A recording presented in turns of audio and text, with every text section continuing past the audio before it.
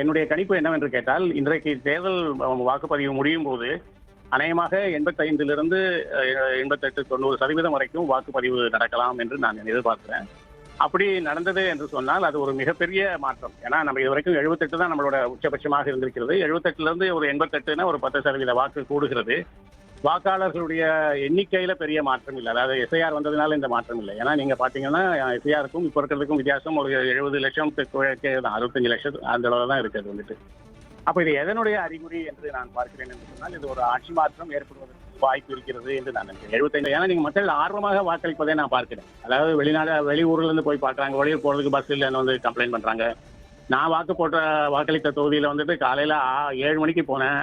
6:30 மணிக்கு வந்து நின்றுட்டு இருக்காங்க. எனக்கு முன்னால 23 பேர் நின்றுட்டு இருந்தாங்க வந்துட்டு நினைச்சேன். இது தொய்வு இல்லாம இருக்கு. இந்த இதுல வந்து நடுவுல ஏதோ மத்தியானம் வெயில் காலத்துல குறையும், லஞ்ச் டயத்துல குறையும் அப்படின்னா அந்த மாதிரி எல்லாம் குறையல.